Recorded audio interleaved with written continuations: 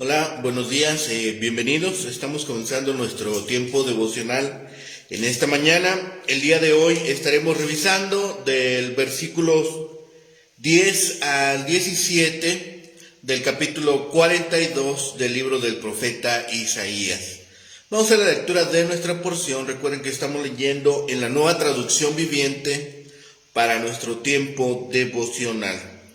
Dice la palabra de Dios, versículos 10 al 17 del capítulo 42 del libro del profeta Isaías. Canten al Señor un cántico nuevo.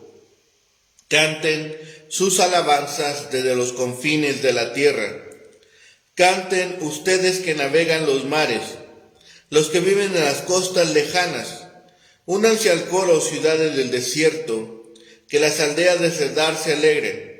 Que el pueblo de Sela cante de alegría, que grite alabanzas desde las cumbres de los montes, que el mundo entero glorifique al Señor, que cante su alabanza. El Señor marchará como un héroe poderoso, saldrá como un guerrero lleno de furia, lanzará su grito de batalla y aplastará a todos sus enemigos. Dirá: he guardado silencio por mucho tiempo. Sí, me he contenido, pero ahora como una mujer que da a luz, gritaré, gemiré y jadearé. Allanaré los montes y las colinas y arruinaré toda su vegetación. Convertiré los ríos en tierra seca y secaré todas las lagunas. Guiaré al ciego Israel por una senda nueva, llevándolo por un camino desconocido. Iluminaré las tinieblas a su paso y allanaré el camino delante de ellos. Ciertamente yo haré estas cosas y no los abandonaré. Pero los que confían en ídolos, los que dicen, ustedes son nuestros dioses, se alejarán avergonzados. Cantando un cántico de alabanza, la respuesta del pueblo. ¿Cómo reaccionarán los redimidos frente a la grandeza y fidelidad de su soberano? ¿Cuál será la respuesta? Este capítulo nos muestra tres respuestas que se dan. Todos los redimidos se unirán para adorar al Señor por sus maravillosas obras. La invitación la encontramos aquí en los versículos 10 al 12. El remanente puede alabar porque Jehová saldrá como gigante y destruirá a sus enemigos. Y tercero, el motivo de júbilo es la guía del Altísimo en el largo viaje de regreso a la tierra prometida. Así que este es un pasaje parecido a muchos que ya hemos meditado, pero aquí cantan no solo el resto fiel redimido, sino también los representantes de diferentes naciones, siendo algunas de ellas antiguas enemigas de Israel. Es interesante notar este contraste. Había hablado Isaías del ministerio terrenal del siervo de Jehová, que se lleva a cabo sin voces, porque él era manso y humilde de corazón.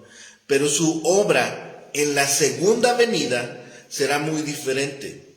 Dios guarda silencio ahora. Aparte del mensaje de las buenas nuevas en la boca de sus siervos, pero más tarde ha de invadir el mundo que habrá rechazado el evangelio, y entonces cual guerrero dará voces, interviniendo públicamente en los asuntos de la tierra, cumpliendo su obra de juicio y restableciendo su reino en una forma visible. Todos los habitantes del mundo, desde el fin de la tierra, deben entonar este cántico de alabanza a Jehová, incluyendo aquellos que viven del comercio del mar, los que viven en las costas, los que moran en los desiertos y en las ciudades. Estos tendrán que entonar este cántico por la magnificencia de Dios. Aunque pareciera que Dios había guardado silencio por mucho tiempo, actuaría y enviaría su juicio, aunque humanamente hablando sería doloroso para él. Mandaría sequía a los lugares donde no lo reverenciaran, pero guiaría a ellos que confiaran a él. Les enviaría luz y allanarían sus sendas. Sin embargo, los paganos que confían en ídolos serían estos avergonzados. La primera parte de este canto, los versículos 10 al 13, describen al Señor como Rey victorioso que ha vuelto de la guerra. Cuando las naciones lo ven, prorrumpen alabanzas. La segunda parte lo describen como si se tratase de una mujer de parto. La identidad precisa del niño que ha de nacer no está clara. De todos modos, Dios va a traer juicio sobre los que adoran los ídolos y salvación a los que confían en Él como guía. ¿Cómo reaccionarán los redimidos frente a la grandeza y fidelidad del soberano? Hemos visto cómo deben de responder. El mundo aclama a su Señor. El mundo deberá reconocer quién es Dios. Así, el Señor aparecerá con poder y con gloria. Gritará al predicar su palabra. Él clamará con fuerza en los ayes del Evangelio, que deben ser predicados con las bendiciones del Evangelio, para despertar al mundo dormido. Vencerá por el poder de su Espíritu, silenciará y avergonzará a los que contradigan y blasfemen su Evangelio, y será quitado del camino lo que estorbe su progreso. A los que por naturaleza estaban ciegos, Dios les muestra el camino a la vida y a la felicidad por Jesucristo. Ellos son débiles de conocimiento, pero Él convierte en luz las tinieblas. Son débiles en el deber, pero el camino de ellos será simple. A los que introduce en el camino recto, Dios los guía en él. Este pasaje es una profecía y también es aplicable a todo creyente, porque el Señor nunca los dejará ni los abandonará. Todos los redimidos se unirán para adorar al Señor por sus maravillosas obras. La invitación la encontramos aquí en los versículos 10 al 12. El remanente puede alabar porque Jehová saldrá como gigante y destruirá a sus enemigos. El motivo final de júbilo es la guía del Señor en el largo viaje de regreso a la tierra prometida. Isaías había escuchado las maravillosas promesas del Señor y las había escrito. En estos versículos el profeta exhorta a todos los creyentes para que le canten a Jehová en respuesta a esas promesas. El profeta los exhorta diciendo: cantad a Jehová un cántico nuevo. El canto es nuevo porque su contenido es nuevo. Es un canto que rebosa de gozo por la redención que Dios prometió y que se cumplirá. No se trata de un viejo canto para celebrar las pasadas victorias del Señor a favor de su pueblo, como es el cántico de Moisés. Este canto proclama una nueva y maravillosa alabanza a Jehová el Señor por lo que su siervo escogido va a realizar. El profeta de Dios invita a toda la tierra a cantar, a los navegantes, a los habitantes de las costas, a los de las ciudades y a la gente del desierto alrededor de Judá. La alabanza llena el aire con sus prometedoras y melodiosas palabras, al punto de dejarse oír hasta los confines más lejanos de la tierra que la mente humana pueda concebir. Isaías menciona en estos 2 capítulos a los países que bordean el Mediterráneo oriental. En un principio, a los que vivían en las costas, se sintieron atemorizados ante el avance de Ciro, pero después fueron incluidos como beneficiarios de la gloriosa obra del siervo, y ahora se regocijan por ella. Dios siempre quiso que el mundo entero estuviera incluido en su redención. El Señor Jesús murió por toda la humanidad y para que ésta pudiera escuchar su evangelio y regocijarse en sus bendiciones. El versículo 13 presenta un cuadro distinto y la alabanza fluye de la boca de la gente agradecida porque Dios marchará como un guerrero. En su santidad Dios llamó a su siervo y trajo el perdón y la liberación. Su plan significa que derrotará a Satanás, su archienemigo, y a sus aliados, la muerte y el infierno. La redención será el gran trofeo de su victoria. De acuerdo con la primera promesa de su venida en Génesis 3:15, el siervo aplastará la cabeza de la serpiente y restaurará la paz, la justicia y el gozo. La descripción del Señor como un poderoso héroe es otra forma de mirar su obra de rescate por los pecadores y un motivo más para alabarlo. El plan de Dios exigió una extensa preparación. Cuando Isaías escribió estas palabras, ya se había escrito una larga historia. Dios había creado al mundo, había llamado a Abraham, había liberado a su pueblo de Egipto, había escogido a David como rey y más recientemente había destruido al ejército asirio que tenía situada la ciudad de Jerusalén. Con infinita paciencia, Dios había soportado con paciencia los pecados de su propio pueblo y había refrenado el justo castigo sobre las naciones idólatras del mundo. El plan divino era darles a todos los hombres una oportunidad para que le buscasen.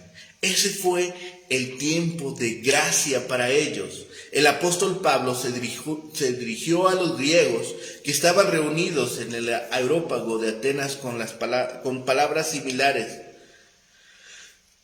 De una sangre ha hecho todo el linaje de los hombres para que habiten sobre la faz de la tierra. Y les ha prefijado el orden de los tiempos y los límites de su habitación para que busquen a Dios. Si en alguna manera palpando puedan hallarlo, aunque ciertamente no está lejos de cada uno de nosotros, porque en Él vivimos, nos movemos y somos. Siendo pues linaje de Dios, no debemos pensar que la divinidad sea semejante a oro, a plata, a piedra, a escultura de arte y de imaginación de hombres. Pero Dios, habiendo pasado por alto los tiempos de esta ignorancia, ahora manda a todos los hombres en todo lugar que se arrepientan, por cuanto ha establecido un día en el cual juzgará al mundo con justicia por aquel varón a quien designó. Hechos capítulo 17, versículos 26 al 31. Finalmente el Señor se compara con una mujer embarazada que está a punto de dar a luz. Desde el comienzo, Dios planteó traer al Salvador al mundo y descargar su juicio sobre todos los que rechacen su plan.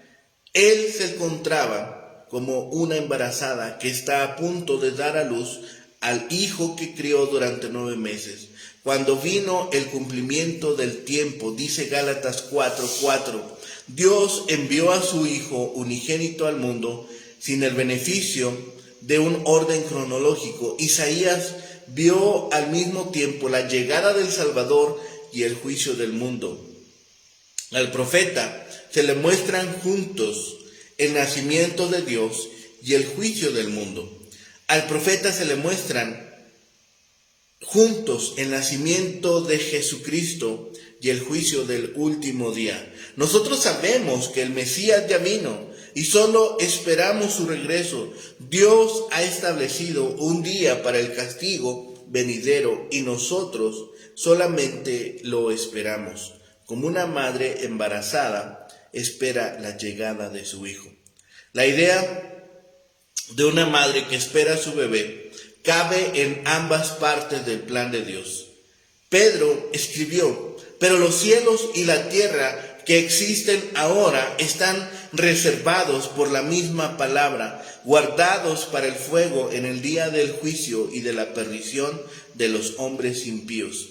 Pero amados, no ignoréis que con el Señor un día es como 1000 años, y 1000 años como un día. El Señor no retarda su promesa, según algunos la tienen por tardanza, sino que es paciente para con nosotros, no queriendo que ninguno perezca, sino que todos procedan al arrepentimiento. Cuando Dios describió estos sucesos para Isaías y para sus lectores, relató 2 advenimientos del siervo como uno solo. El Señor dice que cuando Él venga traerá destrucción a la tierra. Los montes y los collados serán asolados. Pero ocurrirá algo más. Los ciegos encontrarán sendas por donde andar. Estos son los ciegos espirituales que no pueden encontrar el camino por ellos mismos. Dios hallará un camino para llevarlos sin peligro a Él. Los guiará y volverá las tinieblas en luz. Dios hace todo esto. En una sola visión, Dios le mostró a su profeta el primer advenimiento de su siervo, la congregación de los creyentes y la segunda venida del Redentor en el día del juicio final. Por una parte, Dios traerá juicio a la tierra. Por otra, dirigirá y guiará a los suyos, porque ha prometido: no los abandonaré. Para los antiguos lectores de la profecía de Isaías, Dios incluyó otro suceso más en esta visión: el regreso del pueblo de Dios del cautiverio de Babilonia. El lenguaje de esta sección nos recuerda al éxodo del pueblo de Dios de Egipto, cuando el Señor secó el mar Rojo para que su pueblo pudiera salir de Egipto. El regreso de Babilonia será una liberación similar. Las 2 liberaciones de la esclavitud son imágenes del Antiguo Testamento que señalan la mayor liberación divina por la cual Dios nos librará del pecado y del infierno. Él había rescatado a su pueblo de Egipto, lo iba a librar de Babilonia, y mediante la venida de su siervo Jesucristo lo salvará de la servidumbre del pecado. Dios no abandona a su pueblo.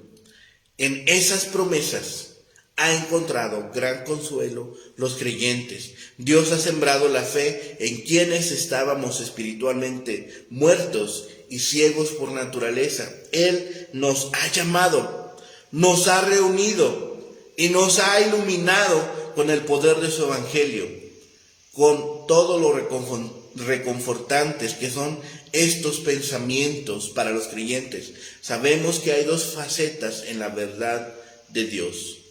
El que crea y sea bautizado será salvo, pero el que no cree será condenado. Marcos 16, versículo 16. Dios le hizo la misma advertencia al pueblo de los tiempos de Isaías, pero serán vueltos atrás y en extremo confundidos los que confían en ídolos. En la profecía de Isaías vemos repetidamente el destino de la obsesión del hombre por crearse un Dios que piense y actúe como él. Las deidades y las teologías ideadas por la mente humana son y serán absolutamente inútiles, y en el día del juicio lo veremos. Isaías escribió con anterioridad: aquel día arrojará el hombre a los topos y murciélagos sus ídolos de plata y sus ídolos de oro que le hicieron para que adorara. Finalmente, Jehová redimirá también a su siervo.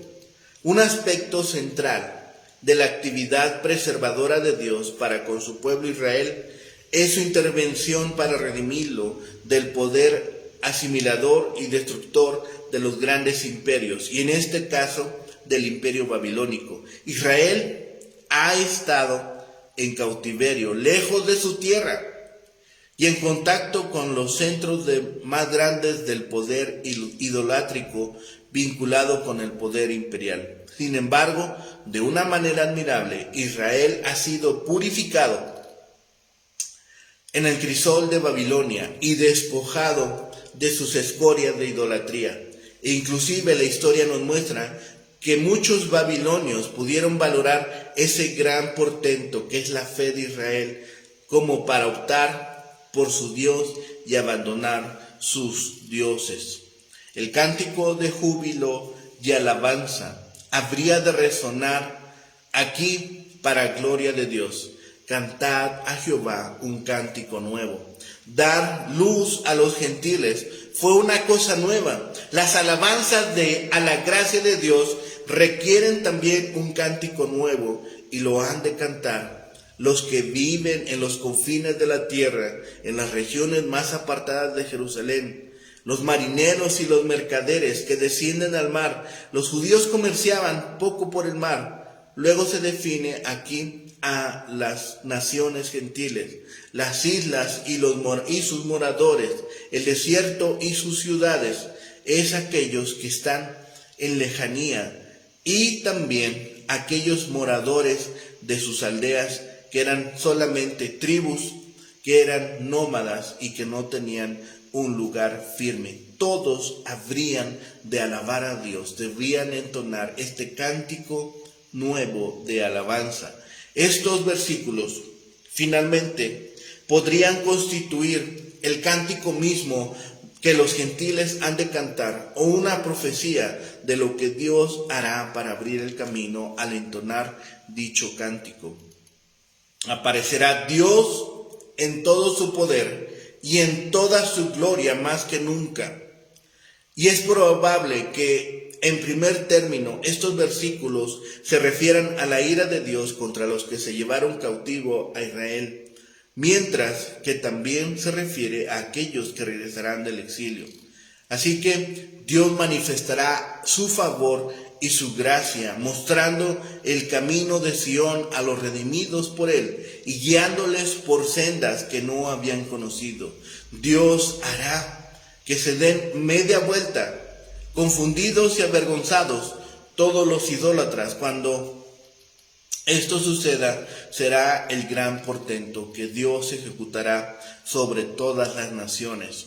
Su siervo, un Dios fuerte y héroe poderoso. Este es el motivo para entonar este cántico nuevo. Ningún cántico es suficiente. Dice, le pueden alabar desde los mares, le pueden alabar los que navegan, todas las criaturas, todas las islas y todos los habitantes de estas. Esta es una indicación de que incluso toda la creación alabará a Dios, porque Él será el que habrá conquistado, el que hablará y actuará plenamente, y el que llevará la liberación de los ídolos. Estos actos gloriosos de juicio y salvación del Señor desenmascararán a los falsos dioses para total confusión de sus adoradores. Así que Dios invita a las naciones a que entonen esta alabanza, que se unan en esta alabanza, porque Él es quien librará al pueblo, pero también librará a todas las naciones, y finalmente por medio de Jesucristo nos liberará del pecado. Dios está hablando fuertemente por su palabra. El tiempo de su silencio ha terminado. Ahora desatará su ira sobre sus enemigos. Será misericordioso para con el remanente creyente y avergonzará a aquellos que le han rechazado. El siervo de Dios, el siervo que es Jesucristo, también hace este llamado. Solamente observemos todo lo que el Señor hará para con nosotros y a través de nosotros. Hay obras majestuosas que provocan respuestas majestuosas. Pensemos en esto un instante. Agradecemos en verdad el bien que Dios hace en medio de nosotros y por medio de nosotros. En realidad estamos alabando a Dios por todo lo que hace alrededor nuestro. Hemos agradecido por lo que Dios hizo el año que finalizó. Estamos dando gracias por lo que Dios ya hace en este inicio de año. Pensemos en esto. Somos agradecidos por el bien que Dios hace también por medio de nosotros. ¿Cuántas veces nos hemos dejado usar por la mano de Dios? ¿Cuántas veces hemos permitido hacerlo? Si lo hemos hecho, elevemos alabanzas a Dios. Que nuestra propia vida sea un reflejo de gratitud. Que nuestra propia adoración a Dios refleje lo que realmente estamos sintiendo. Y si no lo hemos hecho, demos vuelta, regresemos de ese camino tortuoso y entonemos alabanzas al Dios verdadero. Entonemos y hagamos adoración por medio de nuestra vida a aquel que nos ha liberado. Es tiempo de decisión. Muchos al inicio del año hacemos propósitos y tomemos este propósito como una necesidad urgente. Alabar a Dios por todo lo que ha hecho, por lo que hace y por lo que hará. Es necesario que entonemos también esta adoración a Dios. Es necesario que también demos gracias a Dios por todas las cosas que ha hecho por medio de nosotros y a través de nosotros. Dejémonos también ser vasos útiles, este barro moldeable en las manos del alfarero, y permitamos que Dios nos use también para los propósitos que ha establecido. Es momento de decisión, es momento de decidir que si he de seguir a Cristo o no. A la nación, al pueblo de Dios, se le ha dado la misión de servir a Dios, ser guardas de su palabra y luz a las naciones gentiles. A causa del pecado y la rebelión, ese propósito muchas veces se ve truncado. Pero Dios envió a su Hijo Jesucristo como Mesías para cumplir su misión en la tierra, para liberarnos, rescatarnos y estar ahora también sometidos al señorío de Cristo. Sometamos todas las cosas al señorío de Cristo, que Él cumplirá según su voluntad, y su voluntad siempre es la mejor, es buena, es perfecta y es completa. Así que también llevemos todo a Dios en oración. Oremos. Bendito Padre y Señor, gracias te damos en este día, Señor, que nos permites tomar tu palabra, leer y ser alimentado por ella. Gracias, Padre, por tus bendiciones en el transcurso de esta noche, en el inicio de este año.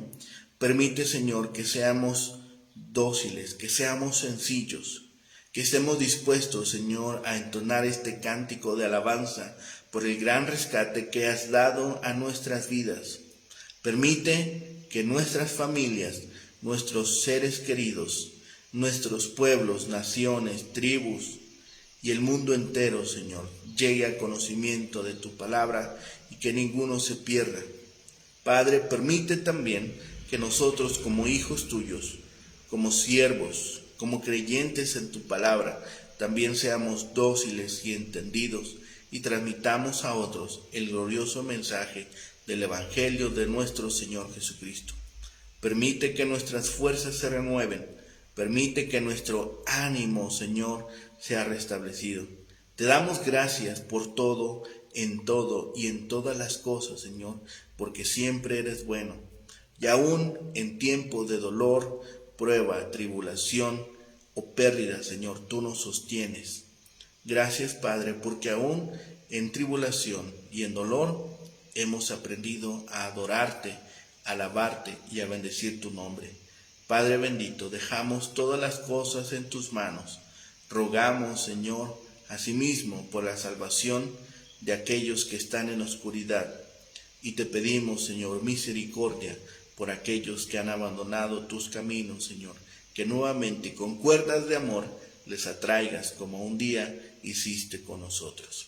Padre bendito, gracias de todo ello. Todo lo rogamos, clamamos a ti y lo pedimos en el bendito nombre de Cristo Jesús, Señor y Salvador nuestro. Amén. Que tengan un excelente día. Que el Señor les bendiga y les guarde.